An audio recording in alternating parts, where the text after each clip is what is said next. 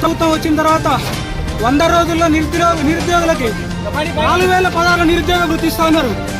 దేశ అధినేత వచ్చి ప్రియాంక గాంధీ వచ్చి ఇక్కడ స్టేట్ మీటింగ్కి వెళ్ళింది, కానీ వాళ్ళు ఇక్కడ వెళ్ళలేదు.